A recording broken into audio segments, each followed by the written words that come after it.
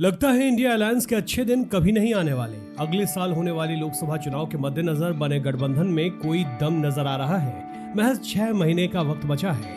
ये गठबंधन क्या करने वाला है, क्या किसी को इस बात की खबर है? 2/3 जनता खिलाफ है, तो इस बार भारतीय जनता पार्टी का सफाया होने के लिए सब एक है। मुझे पहले दिन पता होता कि विधानसभा स्तर पर कोई गठबंधन नहीं है इंडिया का, तो हम उसमें कभी मिलने नहीं जाती हमारी पार्टी के लोग, न अपनी हम सूची देते कांग्रेस के लोगों को।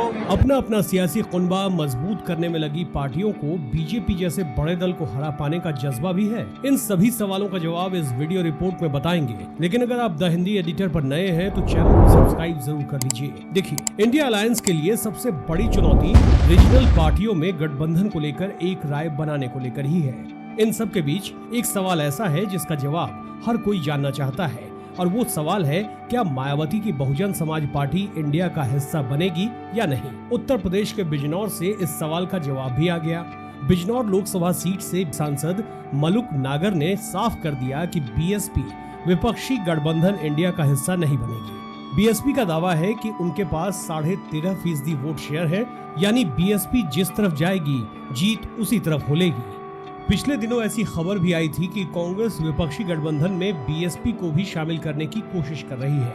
कहा जा रहा था खुद कांग्रेस महासचिव प्रियंका गांधी ने ये जिम्मेदारी संभाली है और मायावती से मुलाकात भी हो गई है।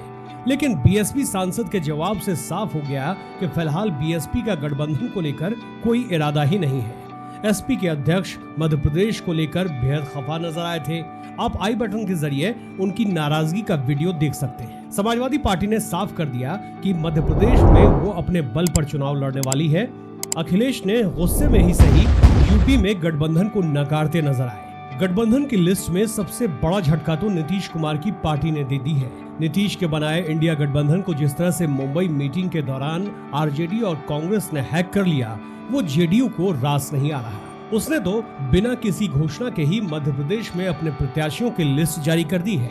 जेडीयू ने कह दिया है कि वो मध्य प्रदेश में गठबंधन के तहत चुनाव लड़ना चाहते थे, लेकिन ऐसा न होने पर वो अकेले ही मैदान में उतर गए हैं। दरअसल इंडिया में शामिल दलों के गठबंधन में वो दल शामिल हैं जो एक दूसरे के विरोध से ही बने हैं, जिससे इनका आपसी हित टकराता दिखाई दे रहा है। जो मतभेद एमपी विधानसभा चुनाव के टिकट बंटवारे में दिखाई दिया, वो टकराव लोकसभा चुनाव में नहीं दिखेगा, ये कहना मुश्किल है। यानी इसका सीधा सीधा फायदा भगवा पार्टी को ही मिलता दिखाई दे रहा है।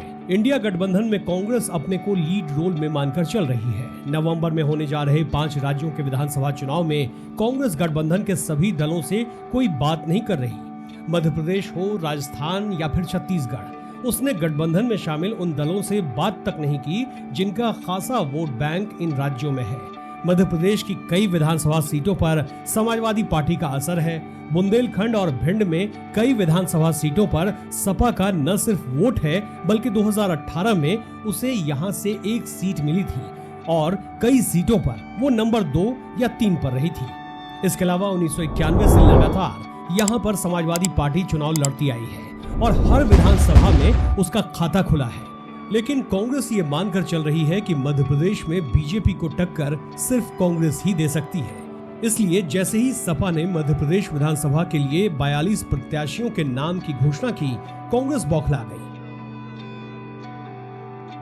जेडीयू और एसपी की बगावत से कांग्रेस का पारा चढ़ गया है। हालांकि इंडिया गठबंधन 2024 के लोकसभा चुनाव के लिए बनाया गया है, लेकिन जिस तरह की बयानबाजी इन विधानसभा चुनाव में हो रही है, वो 2024 आते आते और बढ़ने के आसार हैं। आपको क्या लगता है, गठबंधन का बोझ लिए कांग्रेस 2024 में कोई कमाल कर पाएगी? द हिंदी एडिटर पर कमेंट कर जरूर बताएं। कांग्रेस को बिहार में लालू यादव पर भरोसा है। पश्चिम बंगाल में तृणमूल कांग्रेस उसे वहां कितनी सीटें देगी, कहा नहीं जा सकता। कांग्रेस का जहां कहीं भी वोट बैंक है, कोई न कोई दल उसके खिलाफ खड़ा दिखाई पड़ता है।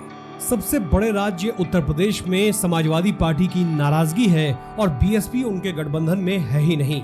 ऐसे में सवाल उठना लाजमी है कि क्या इंडिया गठबंधन ऐसे में लोकसभा चुनाव में बीजेपी के विरुद्ध एकजुट होकर लड़ पाएगा?